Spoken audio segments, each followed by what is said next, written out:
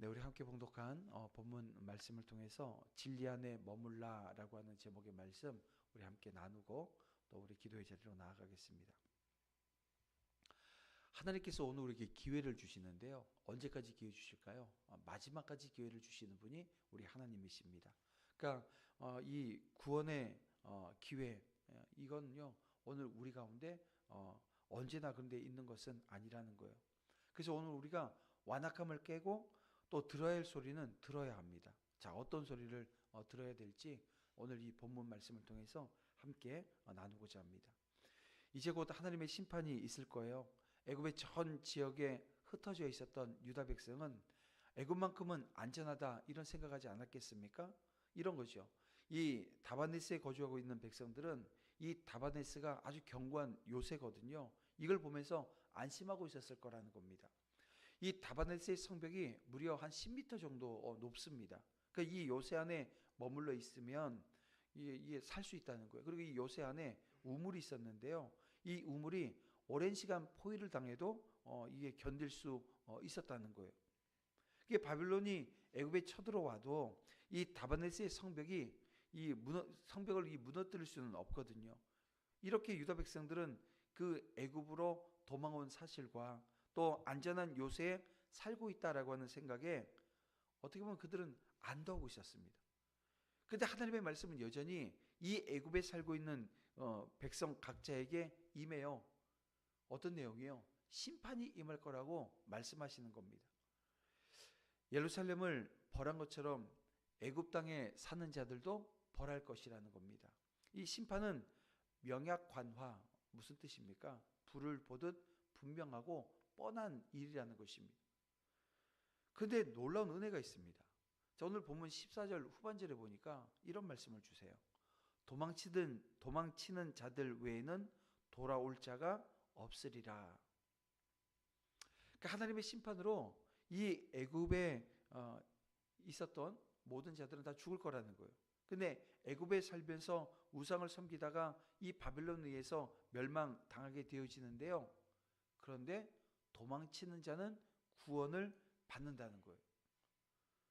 여러분, 이것은 하나님께서 마지막 기회를 주신다는 이야기입니다. 유다가 이 유다에서 범죄를 했고 하나님의 말씀대로 바벨론으로 가지 않고 이 애국까지 왔다면 더 이상 이 살 기회가 없었을 것인데 이 마지막 기회를 또 주십니다. 여러분 보세요. 우리 하나님께서 바로 사랑이시라는 것, 그러니까 하나님의 사랑과 은혜가 얼마나 넘친다라고 하는 것이 바로 이 대목에서 알 수 있습니다. 그리고 어떻게 하셨어요? 그 사랑과 은혜는 십자가에서 우리 예수님께서 십자가에서 죽으시면서 그 사랑이 어떤 것인지 하나님께서 직접 이 땅에 오셨고 직접 오늘 우리 위해서 죽으심으로 말미암아 오늘 우리에게 구원의 길을 여셨던 그 장면을 통해서도 우리가 분명히 확인한 바입니다. 그렇습니다. 하나님은 마지막 순간까지 한 영혼이라도 구원하시고자 기회를 주시는 분이세요.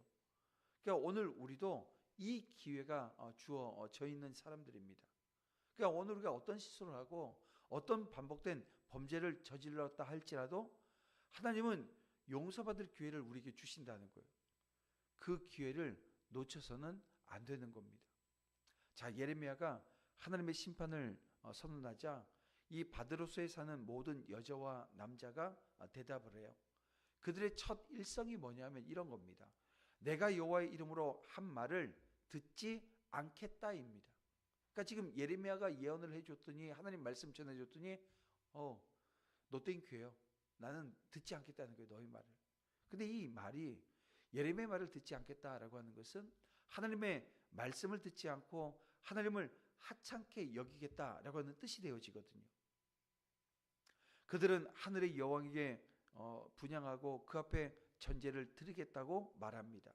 여기서 이 하늘의 여왕이라고 하는 것은 풍요, 다산 그리고 이 쾌락을 준다라고 하는 이시타르라고 하는 우상입니다.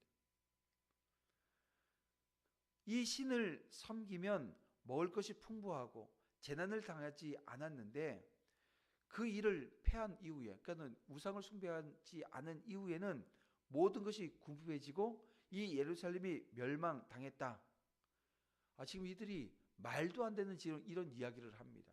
아니 이슈타르를 섬길 때는 먹는 문제 뭐 아무 문제 없었다는 거예요. 재난도 없었다는 거예요.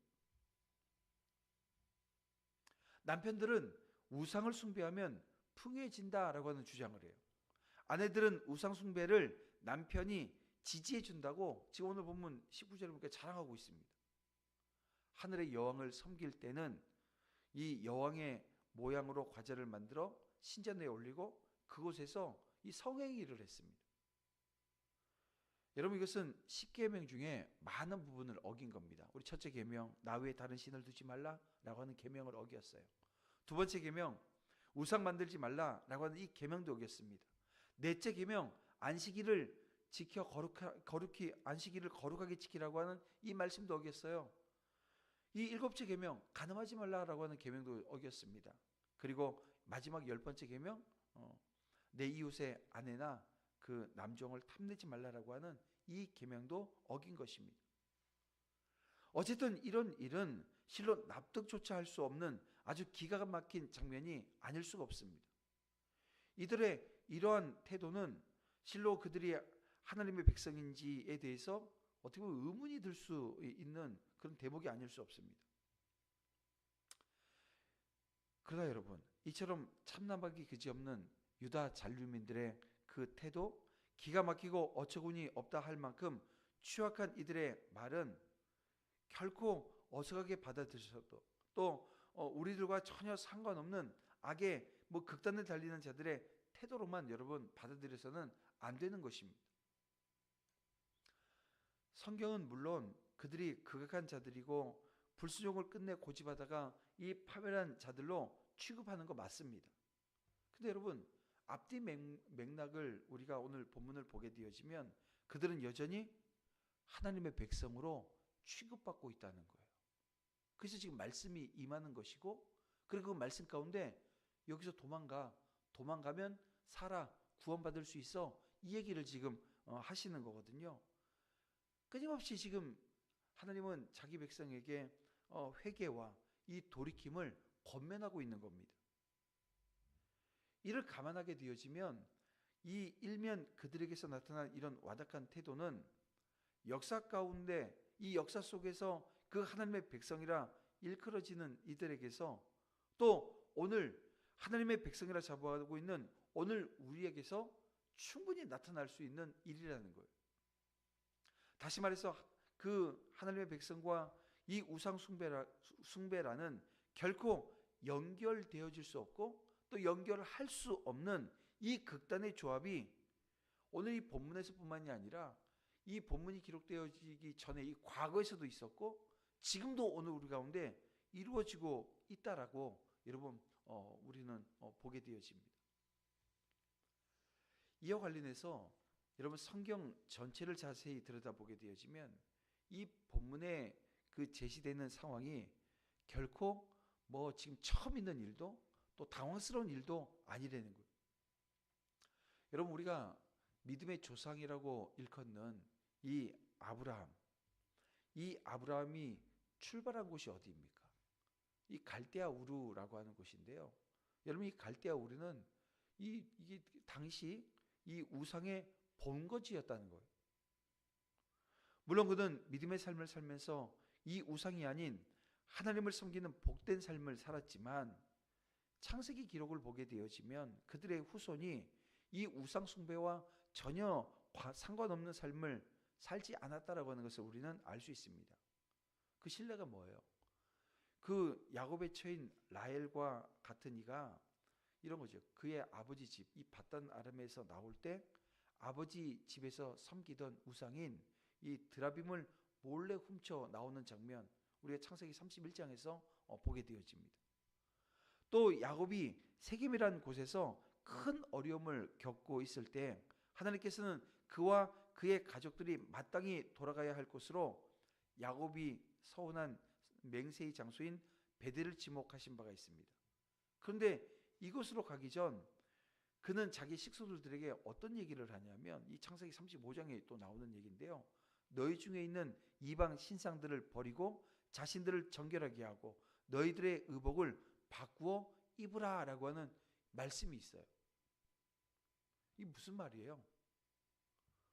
지금 이 야곱의 가족들 중에 공공연하게 그리고 은밀하게 우상을 숭배했다라고 하는 반증 아닙니까? 너희 중에 있는 이방 신상들을 버리라. 지금 야곱도 알고 있었던 거예요. 자기 식솔 중에 지금 우상 숭배하는 자들이 있는 걸 아는 겁니다.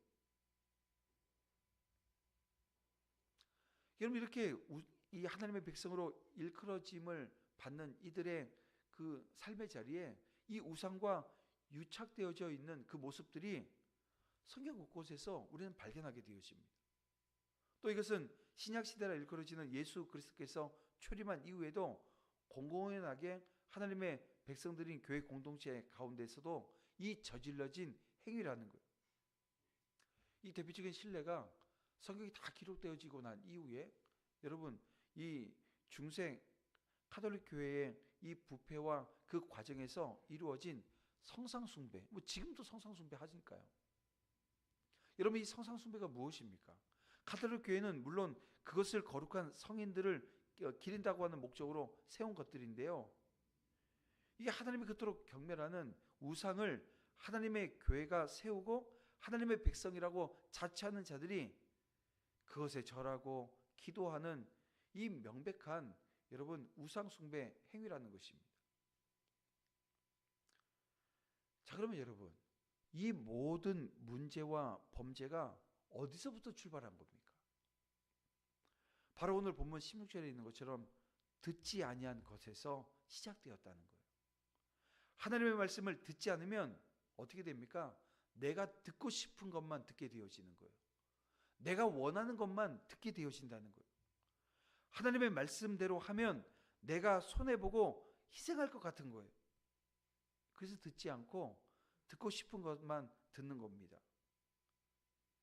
그것들을 듣고 그 들은 대로 행하는 거예요. 근데요, 그 끝이, 그 결과가 무엇입니까? 심판이라고 지금 하나님께서는 예레미야를 통해서 우리에게 말씀해 주는 겁니다. 사랑하는 성도 여러분, 하나님의 사람은 다른 거 아니에요. 듣는 존재로 만드신 겁니다. 하나님의 사람은 듣는 자들입니다.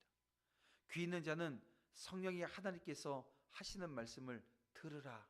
예수님께서 하신 말씀이잖아요. 그래서 오늘 저와 여러분, 나의 애굽에서 도망쳐야 합니다. 지금 하나님께서 뭐라 그러세요? 너 애굽에 있잖아. 너 도망쳐야 돼. 도망쳐야 살아. 오늘 우리에게 이 말씀을 주시는 거거든요. 나의 애굽에서 도망치는 거예요. 여러분, 이스라엘 백성들이 그 첫 출애굽을 했던 것처럼 지금 오늘 본문에 이 두 번째 출애굽이 지금 성경에 지금 기록되어져 있는 겁니다. 이 제2의 출애굽의 역사를 오늘 저와 여러분 또한 이루어내야 돼요. 그곳에서 도망쳐 나오는 길에 여러분 구원이 있음을 여러분 오늘 우리가 말씀을 통해서 헤아리고 알아서 저와 여러분도 또한 오늘 우리의 삶의 자리를 잘 돌아보고 오늘 내 안에 있는 애굽이 어떤 것인지 여러분 그 애굽에서 도망쳐야 됩니다. 오늘 하루 내가 어디서 도망쳐야 될까? 내가 도망치는 자리는 어딜까? 하나님께서 내게 도망치라고 하는 그 자리를 확인하고 이제 결단하고 도망치는 그 은혜가 우리 가운데 있어야 될 줄 압니다.